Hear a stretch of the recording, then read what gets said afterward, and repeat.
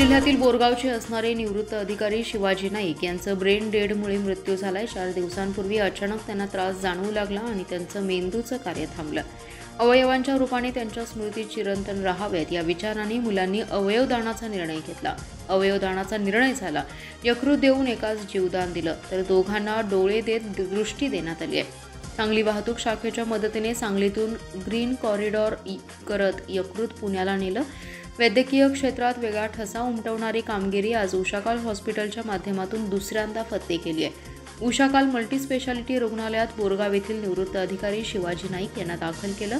त्यांचं brain dead झाल्याने कुटुंबियांच्या मान्यतेने अवयवदानाचा निर्णय घेतला। त्यासाठी रुग्णालयाचे व्यवस्थापकीय संचालक डॉक्टर मिलिंद पारेख, वैद्यकीय संचालक डॉक्टर अजित मालानी यांनी कुटुंबियांचं समुपदेशन केलं।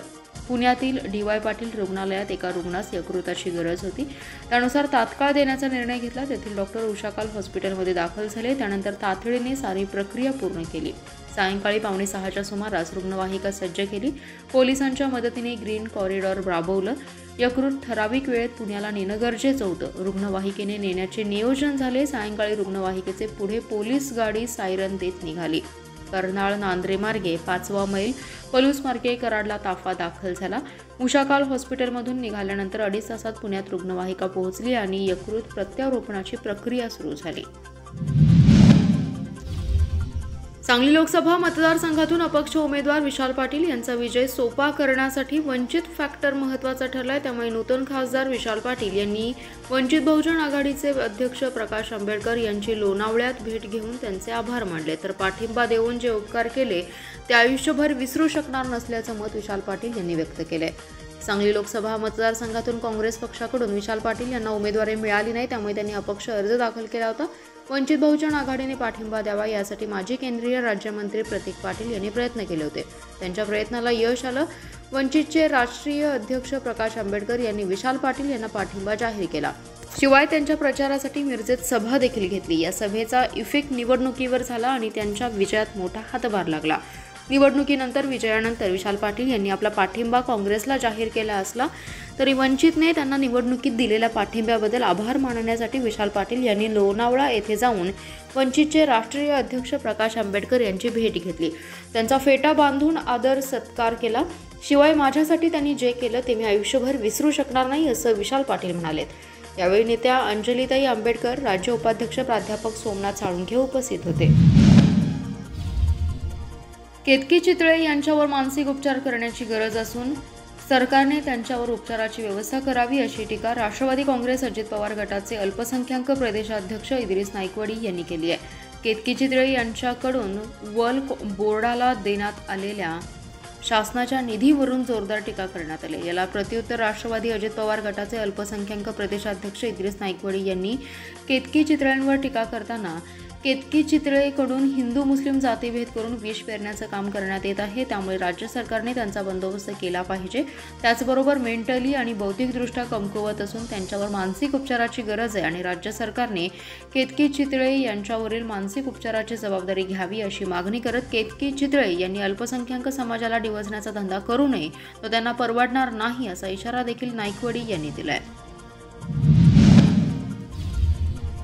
खून खुनाचा प्रयत्न, हाणामारी, दहशत माजवणे यांसह गंभीर गुन्हे दाखल असलेली तसेच अश्विनी कुमार मुळके खून प्रकरणातील ओन्ली अजा टोळीवर आज मोक्का अंतर्गत कारवाई करण्यात आली आहे। कोल्हापूर परिक्षेत्राचे विशेष पोलीस महानिरीक्षक सुनील फुलारी यांनी सदरची कारवाई केली आहे। अजय खोत या टोळीवर विश्रामबाग पोलीस ठाण्यात विविध स्वरूपाचे गंभीर गुन्हे दाखल आहेत। सदरची टोळी ही कायदा न जुमानणारी असल्याने त्यांच्यावर कारवाई करण्यात आली आहे। टोळी प्रमुख अजय उर्फ अजित खोत, विकी पवार, अमोल कुंचीकोरवी, अर्जुन पवार, गणेश ऐवळे, सुजित चंदनशिवे अशी मोक्का अंतर्गत कारवाई झालेल्यांची नावे आहेत। टोळीचे वर्चस्व राहावे यासाठी संशयितांनी बेकायदेशीर जमाव जमवून मारहाण करणे, किरकोळ कारणातून खून करणे, खंडणी मागणे, खुनाचा प्रयत्न करणे, चोरी, जबरी चोरी, बिगर परवाना शस्त्रे बाळगणे असे गुन्हे केलेत। या टोळीविरोधात महाराष्ट्र संघटित गुन्हेगारी नियंत्रण अधिनियम अंतर्गत मोक्काची कारवाई करावी यासाठी विश्रामबाग पोलीस ठाण्याचे पोलीस निरीक्षक ईश्वर ओमासे यांनी पोलीस अधीक्षक संदीप घुगे यांच्याकडे प्रस्ताव सादर केला होता। अपर अधीक्षक ऋतू खोकर यांनी प्रस्तावाचे अवलोकन करून सदरचा प्रस्ताव मोक्का कायद्यान्वये तपास करण्याची मंजुरी मिळावी यासाठी कोल्हापूर परिक्षेत्राचे विशेष पोलीस महानिरीक्षक सुनील फुलारी यांच्याकडे सादर केला होता। फुलारी यांनी सदर प्रस्तावास मंजुरी देऊन टोळीवर बुक्का अंतर्गत कारवाई केलेली आहे. शिराळकर आणि नाग यांचं अतूट नातं आहे. स्वतःचा जीव धोक्यात घालून नागांचा प्राण वाचवतात असे अनेक प्रसंग शिराळ्यात घडलेत. असाच एक प्रसंग रस्त्याचं डांबरीकरण करत असताना डांबरात घडलेला आहे. डांबरात नाग अडकून जखमी झाला होता. या नागास शिराळकरांनी जीवदान देऊन पुन्हा नागावरील प्रेम आणि श्रद्धा किती आहे हे दाखवून दिले. येथील खेडफाटा या ठिकाणी रस्त्याचं डांबरीकरण सुरू असताना एक नाग अडकून जखमी झाला. यावेळी या ठिकाणी उपस्थित असलेले गणेश खबाले यांनी तो नाग डांबरातून सुरक्षितपणे काढून श्रीराम नांगरे पाटील यांच्या जवळ दिला. त्यानंतर शिराळा पशुवैद्यकीय दवाखाना येथे पशुवैद्यकीय अधिकारी शुभांगी आरगडे यांनी जखमी नागावर उपचार सुरू केले. यावेळी उपचार करताना वन अधिकारी हनुमंत पाटील, प्राणीमित्र सुशील गायकवाड, दिग्विजय राजमाने, डॉक्टर अनिल पारधी, विश्वजित देसाई उपस्थित होते. नागावर उपचार करून पूर्ण बरा झाल्यानंतर नैसर्गिक अधिवासात सोडण्यात येणार आहे. शिराळकरांनी यापूर्वीही अनेक जखमी नागावर यशस्वी शस्त्रक्रिया करून त्यांचे प्राण वाचवलेत. नागपंचमीचा सण काही महिन्यांवर येऊन ठेपलेला असताना एका नागाचा जीव शिराळकरांनी वाचवला. या घटनेची तालुक्यात चर्चा सुरू आहे. प्राथमिक शिक्षणाकडील प्राथमिक शिक्षकांच्या जिल्ह्यांतर्गत बदल्यांची प्रक्रिया पूर्ण होताच पवित्र पोर्टलमधून जिल्ह्यात दाखल झालेल्या 274 शिक्षकांना अखेर नियुक्ती देण्यात आली आहे. 3.5 महिन्यांपूर्वी पवित्रमधून शिक्षक आले होते, परंतु उन्हाळ्याच्या सुट्टीमुळे नियुक्ती थांबवण्यात आली होती. मुख्य कार्यकारी अधिकारी तृप्ती धोडमिसे यांनी नूतन शिक्षकांना जिल्ह्याची भौगोलिक रचना समजावून गुणवत्ता अधिक वृद्धिंगत करावी असे आवाहन केले. वसंतदादा पाटील सभागृहात मुख्य कार्यकारी अधिकारी धोडमिसे यांच्या अध्यक्षतेखाली पवित्रमधील शिक्षकांना नियुक्ती देण्यात आली. यावेळी उपमुख्य कार्यकारी अधिकारी प्रमोद काळे, शिक्षणाधिकारी मोहन गायकवाड उपस्थित होते. प्राथमिक शिक्षक विभागाने पवित्र पोर्टलमधून 481 शिक्षकांची मागणी केली होती. त्यापैकी 274 शिक्षक प्राप्त झालेत. त्यामध्ये मराठी, कन्नड आणि उर्दू माध्यमांच्या शिक्षकांचा समावेश आहे. मार्च महिन्यात शिक्षकांच्या कागदपत्रांची पडताळणी करण्यात आली होती. त्यानंतर वार्षिक परीक्षा आणि उन्हाळी सुट्टी असल्याने शिक्षकांच्या नियुक्त्या थांबवण्यात आल्या होत्या. जिल्हा परिषदेत 4 दिवसांपासून शिक्षक बदल्यांची प्रक्रिया सुरू होती. ही प्रक्रिया संपताच पवित्र पोर्टलमधून आलेल्या 274 शिक्षकांना नियुक्ती देण्यात आली आहे. या शिक्षकांना रात्री उशिरापर्यंत पदस्थापना देण्याचं काम सुरू होतं. लोकसभा निवडणुकीच्या घोषणेपासूनच सांगली मतदारसंघ मोठा चर्चेत होता. ठाकरेंनी चर्चा सुरू असतानाही परस्पर सांगलीच्या जागेवर उमेदवाराची घोषणा केली. त्यावरून काँग्रेस आणि ठाकरे गटात मिठाचा खडा पडल्याचं पाहावयास मिळालं होतं. पण याच सांगलीचा तिढा वाढण्यासाठी शरद पवारांच्या राष्ट्रवादीचे प्रदेशाध्यक्ष जयंत पाटलांच्या नावाची चर्चा होती. सांगलीतील तिढा वाढवण्यासाठी जयंत पाटील कारणीभूत असल्याच्या चर्चा सुरू होत्या. आता याच चर्चांवर खुद्द जयंत पाटलांनी स्पष्टीकरण दिले. सांगलीत आम्ही आघाडी धर्म पाळला असं जयंत पाटलांनी म्हटलंय. राष्ट्रवादी काँग्रेस शरदचंद्र पवार पक्षाचे प्रदेशाध्यक्ष जयंत पाटील म्हणाले की शरद पवार यांच्या प्रभावामुळे गेम पलटला आणि लोकसभेत राष्ट्रवादीला चांगलं यश मिळालं.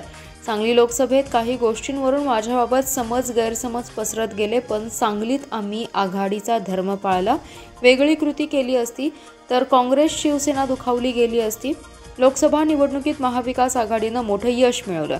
त्यातल्या त्यात शरद पवारांच्या राष्ट्रवादीनं फारच कमी जागा लढल्या, पण जास्त जागांवर यश मिळवलं. शरद पवारांनी 10 जागा लढवल्या आणि त्यापैकी 8 जागांवर दणदणीत विजय मिळवलाय. त्यामुळे संपूर्ण राज्यभर शरद पवारांचाच बोलबाला पाहायला मिळाला असंही ते म्हणाले. पावसाळ्याच्या पार्श्वभूमीवर महापालिकेकडून सांगली उपनगर भागात औषध फवारणी सुरू करण्यात आली आहे. साथीचे आजार फैलावू नयेत म्हणून महापालिकेकडून खबरदारी घेतली जाते. पावसामुळे साथीचे आजार फैलावू नयेत यासाठी आयुक्त तथा प्रशासक शुभम गुप्ता यांनी दिलेल्या सूचनेनुसार आरोग्य यंत्रणेकडून सांगली उपनगरात औषध फवारणी सुरू केली आहे. सांगलीतील प्रभाग क्रमांक 9 मध्ये शिंदेमाळा, अभयनगर परिसरात आरोग्य विभागाकडून औषध फवारणी करण्यात आली. याच पद्धतीने महापालिका क्षेत्रात प्रभाग स्तरावर वॉर्डनिहाय औषध फवारणी करण्यात येत आहे. यामुळे पावसाच्या पाण्यामुळे कोणतेही साथीचे आजार फैलावू नयेत यासाठी महापालिका प्रशासनाने खबरदारीचे उपाय सुरू केलेत.